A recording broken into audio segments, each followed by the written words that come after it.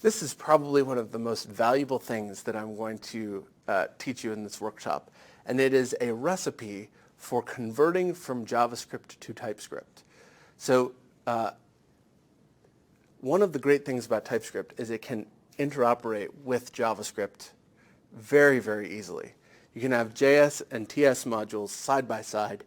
You can import from in one direction or the other, and everything will be okay. Not a lot of programming languages give you this.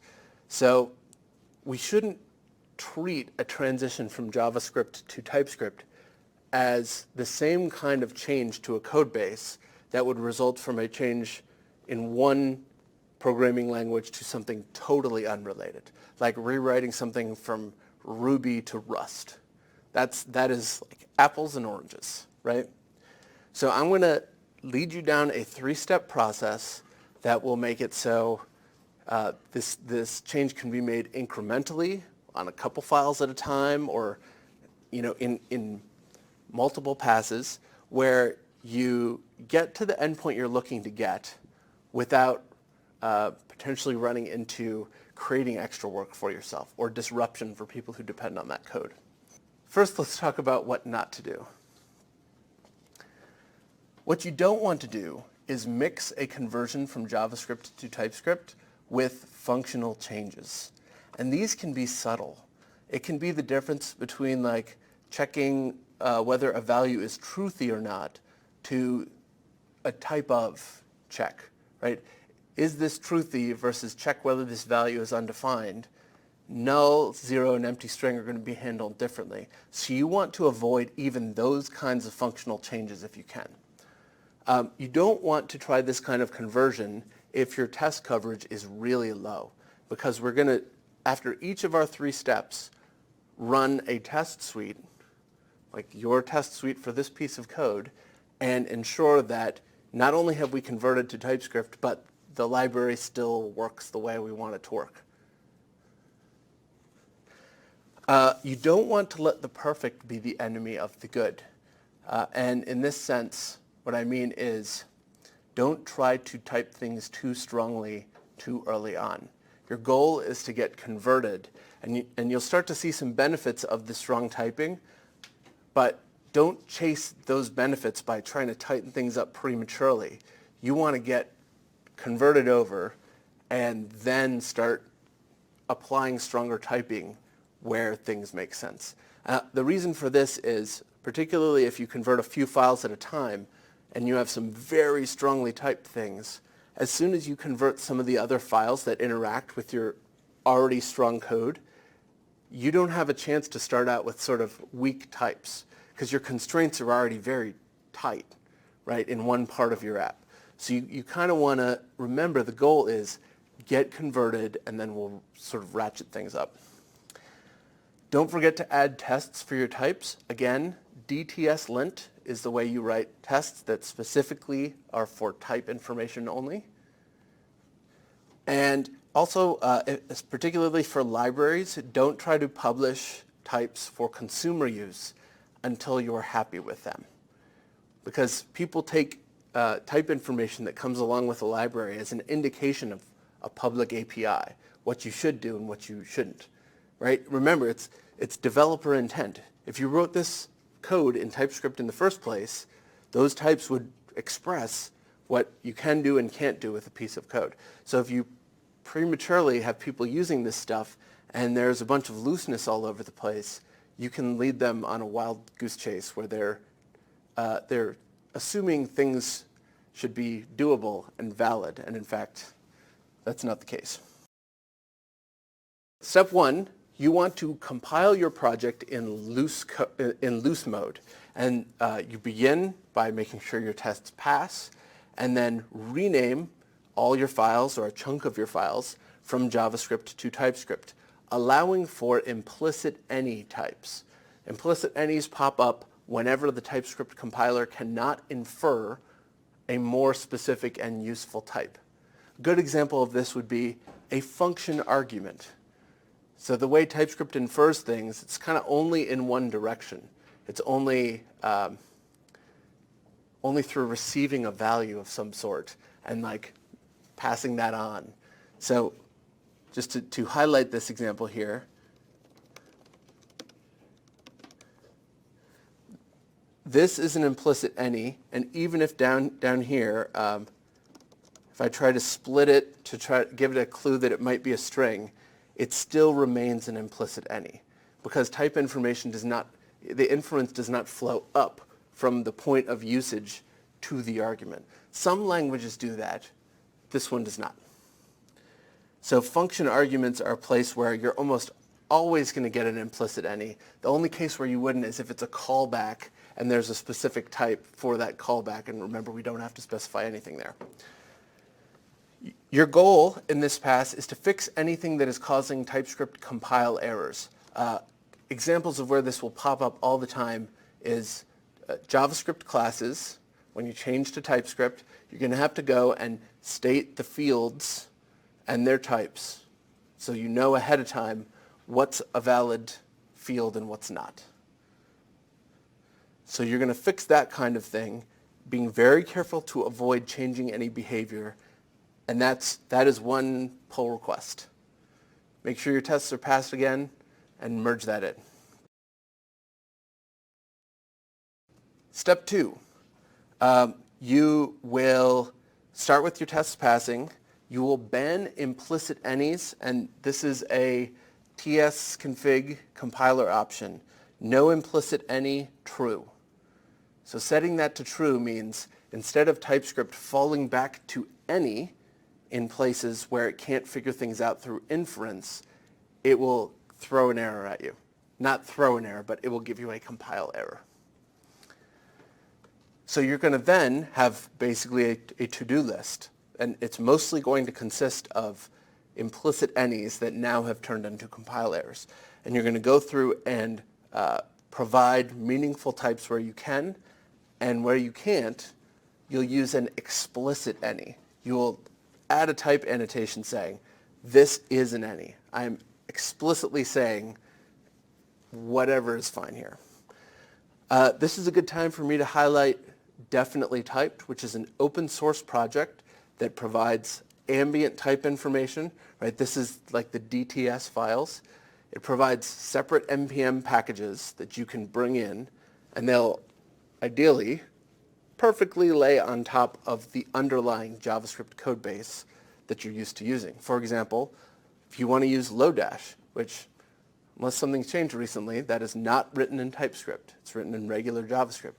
You can import the Lodash types and you'll get all of the benefits that you get from typed code, but it's really like the implementation and then the type information laying on top of it.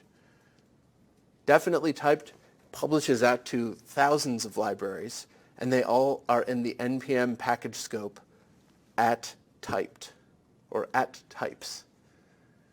So you'll see at types/Lodash.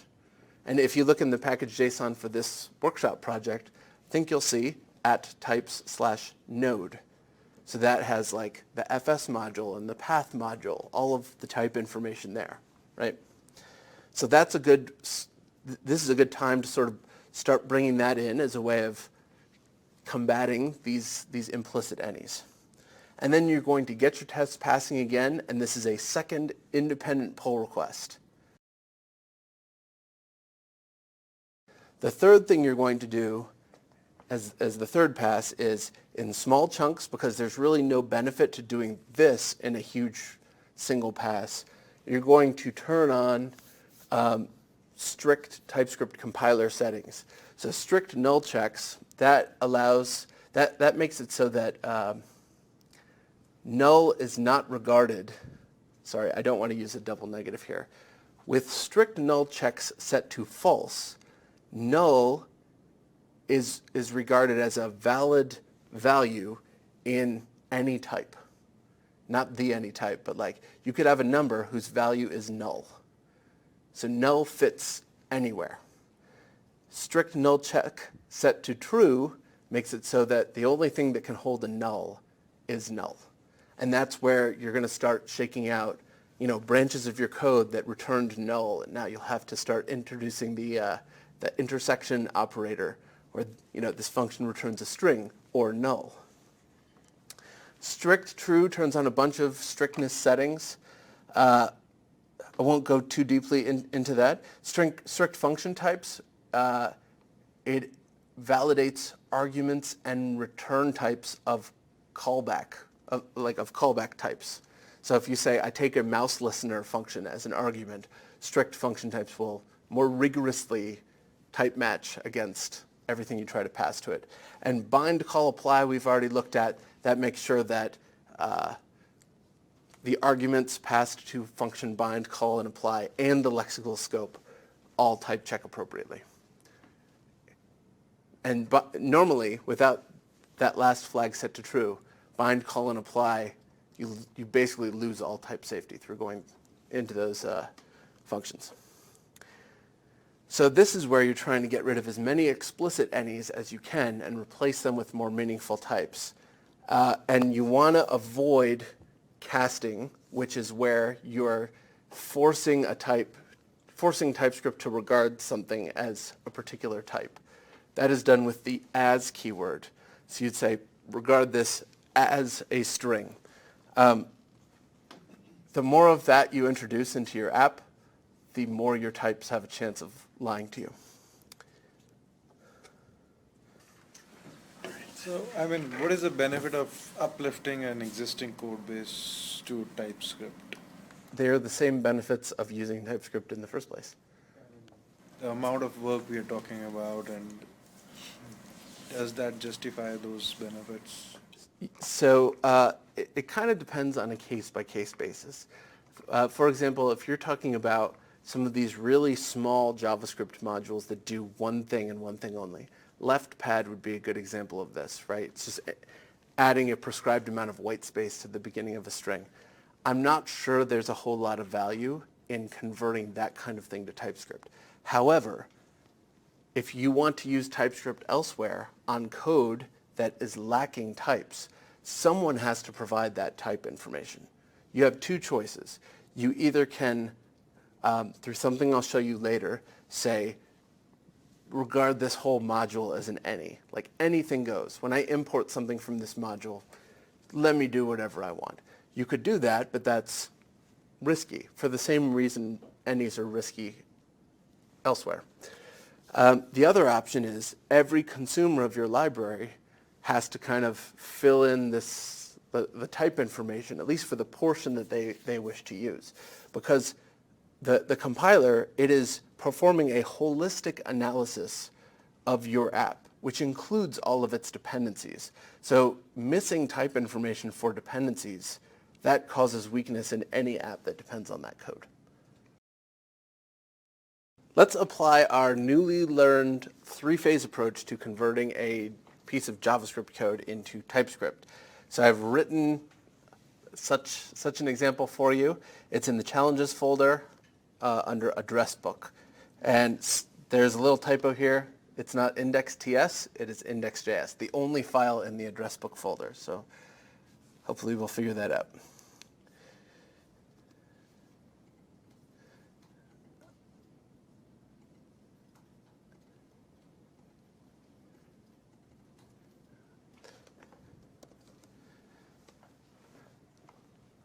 Let's take a look at this piece of code in order to understand the various aspects of it and where we might need to think about type information.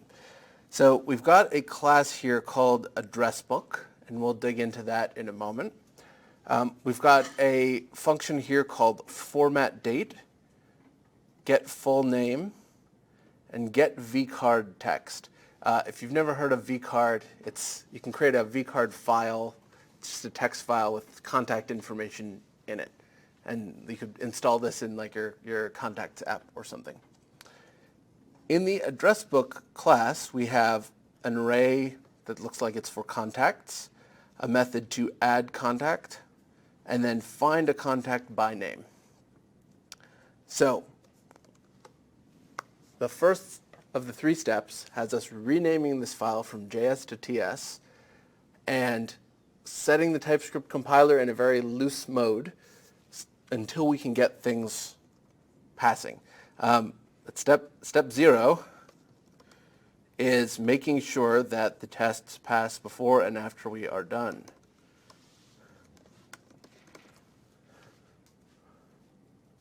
Okay, 14 out of 14 tests pass.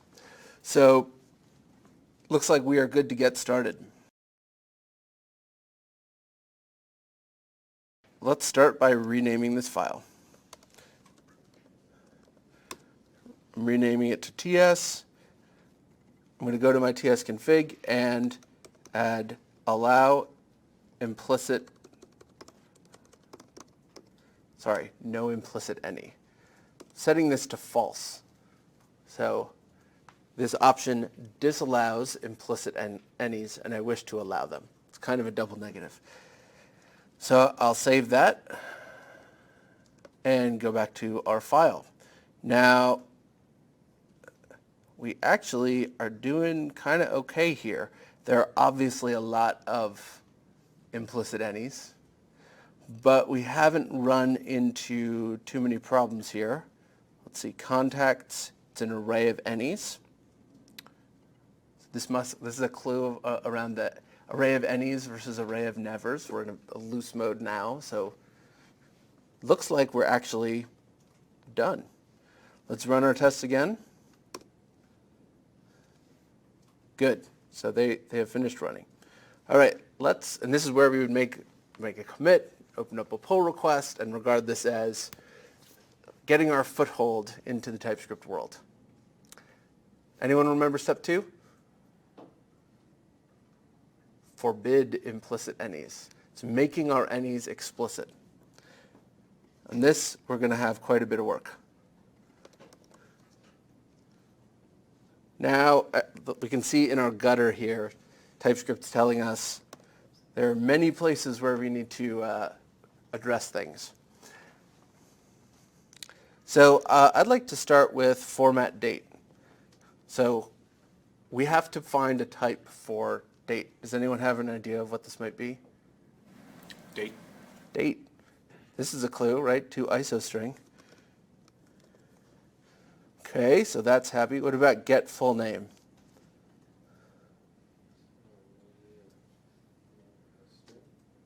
Pardon? String. Let's try it. So I'm getting errors that properties first name, middle name, and last name are not on string. It's got to be an object, right, with properties on it. So I think it's going to be first name, middle name,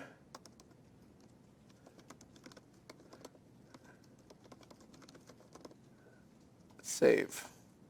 Okay, so now this looks to be happy.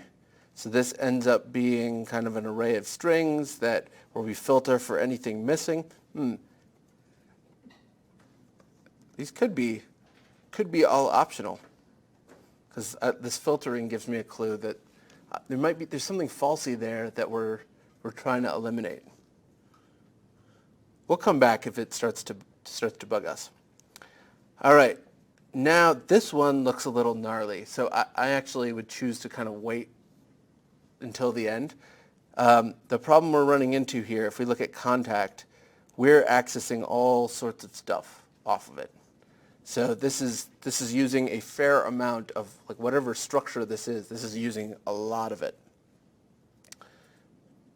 And there's our date, format date. We're passing in, we should probably be passing in D, but should still be fine if date's defined somewhere. No, it's coming from up here. We're good. All right, let's look at address book. So contacts. So obviously this needs to be typed the same as the array up here, right? All this method it's like a convenience that lets us operate on the underlying array. Here we're filtering through, and there's C. So C has first name and last name. So this looks a lot like the data structure we were working with in the function below, the name parts. This is the point where I'd say, looks like we're using this in several places. I probably want to create an interface for this.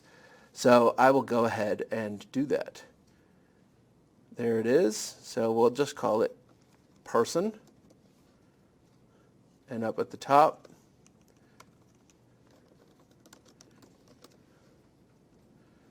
And so we would say that contacts should probably be an array of persons. And this will take in a single person. Filter has a property on it that's first name and last name. So again, I haven't identified that this is necessarily, it could be a person. I mean, it's checking to see if they're undefined. Like it fits for now. We haven't found a reason for it to not fit. I'd want to make a note here that I should probably come back. I may be over-constraining this. If it's just some properties of a person, and now that I'm thinking about it, it probably is. You wouldn't want to require that it be a full thing. Those undefined checks make me want to make first name and last name optional. Okay, so this piece of code is happy. Actually, our whole address book seems to be happy. Now we're in the gnarly area. And just for convenience and being able to not scroll all over the place, I'm going to move this down so it's close by.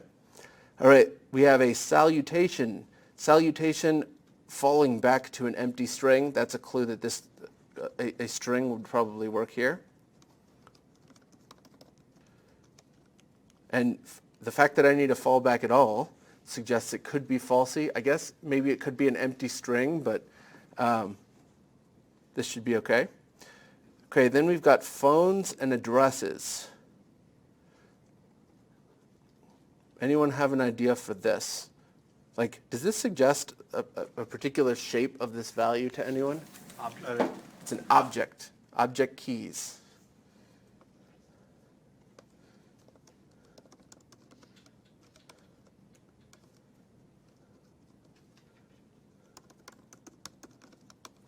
So something like that, right? That's what object keys wants. It wants an object. Let's see. This type error.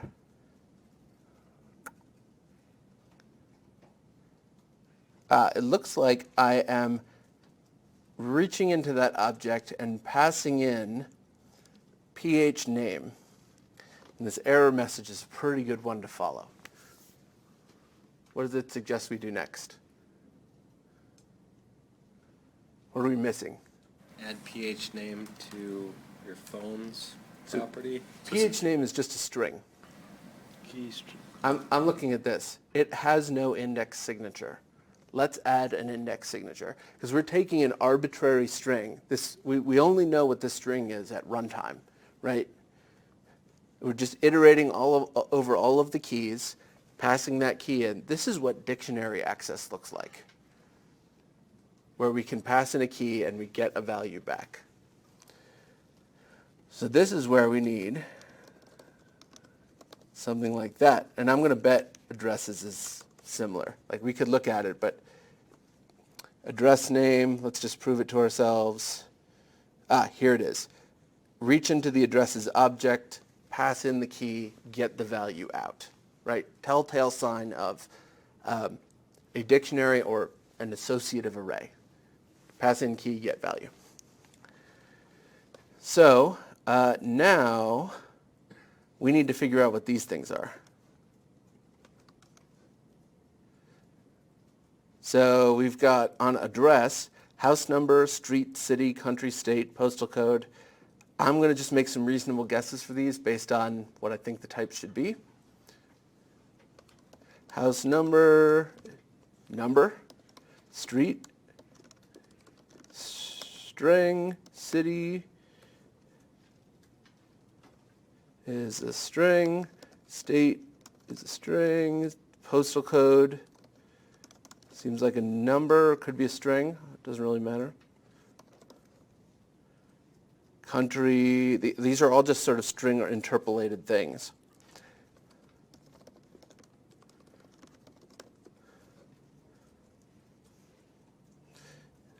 Okay, and contact has an email property.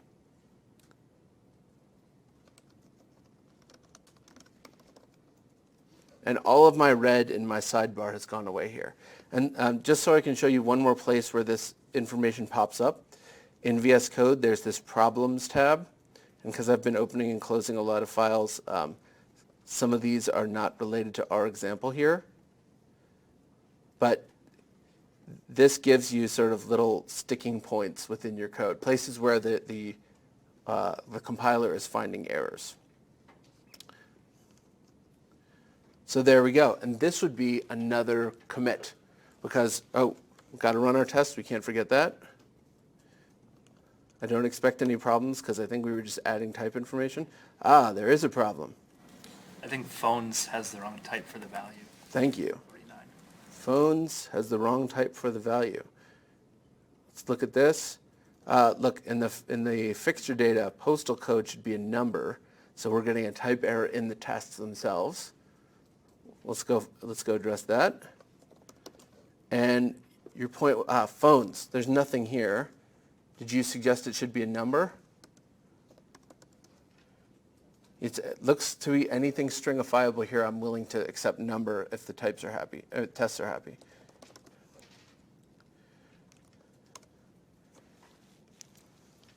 All right, let's see what else we got to do. Type string is not assignable to number. It's a string.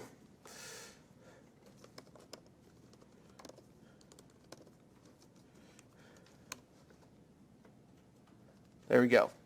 So now we know we're back in our normal state, assuming our test coverage is good. You see how much we're leaning on the test coverage to make sure we haven't substantially altered the code in a way that will cause problems. And the last phase here is going to be going back to our tsconfig, enabling strict mode, strict true, strict function types, true, strict null checks, true, and not that it matters because we're not using bind call apply, but for completeness, we'll set that up as well. And luckily, I don't see any errors here. So it turns out our third step was kind of a no-op, where nothing new popped up. We actually got to the finish line with only forbidding implicit any's. But it would be totally possible for new things to pop up that were fine in the loose mode and sort of only became true violations once we turned those compiler flags on. Yes? So I accidentally added commas as I was writing my interface. It seems like those are fine to do. They are. Commas are fine between key value pairs and interfaces. The reason I prefer to use semicolons is it helps me visually identify the difference between an object type and an object value. But like as you point out, both are fine. I use Prettier to automatically format things every time I save, and it's going to replace commas with semicolons.